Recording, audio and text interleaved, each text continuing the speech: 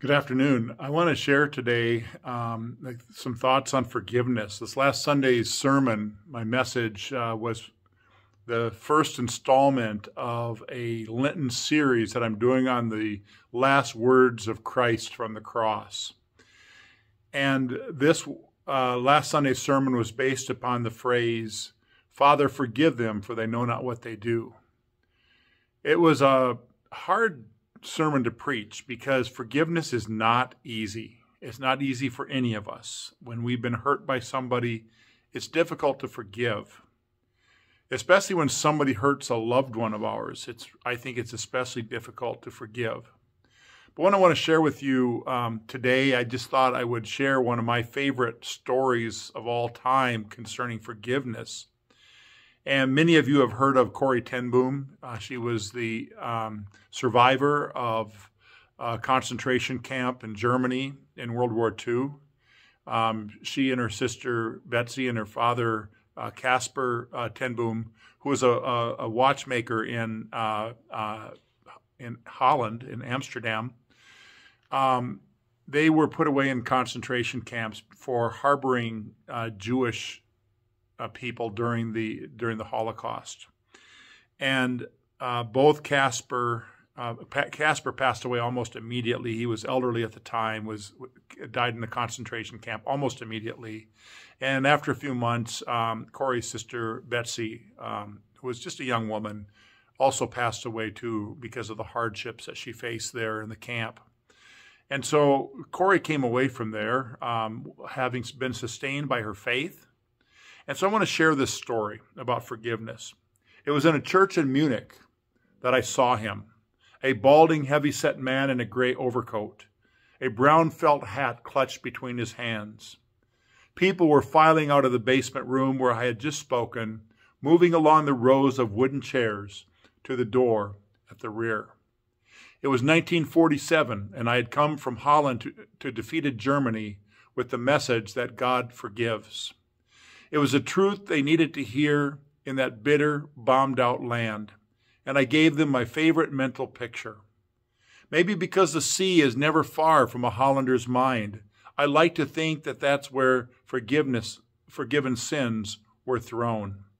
When we confess our sins, I said, God casts them into the deepest ocean, gone forever.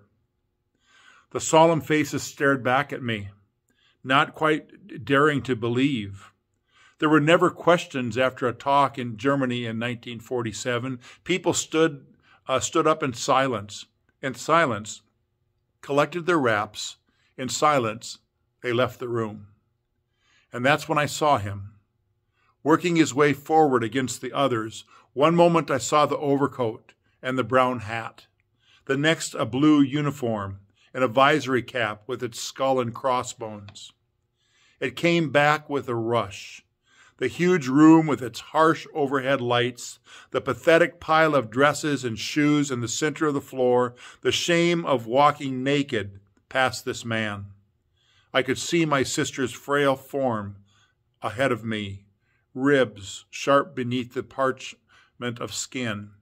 Betsy, how thin you were. Betsy and I had been arrested for concealing Jews in our home during the Nazi occupation of Holland. This man had been a guard at Ravensbrück, the concentration camp where we were sent. Now he was in front of me, hand thrusts out. A fine message, Fräulein. How good it is to know that, as you say, all our sins are at the bottom of the sea. And I, who had spoken so glibly of forgiveness, fumbled in my pocketbook rather than take his hand. He would not remember me. Of course, how could he remember one prisoner among those thousands of women? But I remembered him, and the leather crop swinging from his belt. It was the first time since my release that I had been face to face with one of my captors, and my blood seemed to freeze. You mentioned Ravensbrück in your talk, he was saying. I was a guard there. No, he did not remember me. But since that time, he went on, I have become a Christian.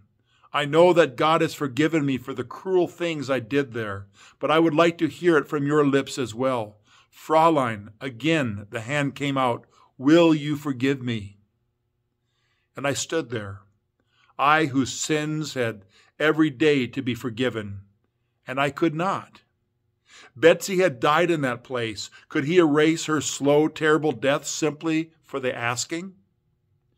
It could not have been many seconds that he stood there, hand held out, but to me it seemed hours as I wrestled with the most difficult thing I had ever had to do. For I had to do it. I knew that. The message that God forgives has a prior condition, that we forgive those who have injured us. If you do not forgive men their trespasses, Jesus said, neither will your Father in heaven forgive your trespasses. I knew it not only as a commandment of God, but as a daily experience. Since the end of the war, I had a home in Holland for victims of Nazi brutality. Those who were able to forgive their former enemies were able also to return to the outside world and rebuild their lives, no matter what the physical scars.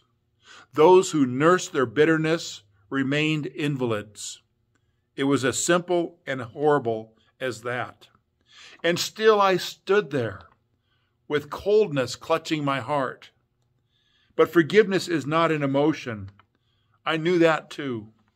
Forgiveness is an act of the will, and the will can function regardless of the temperature of the heart.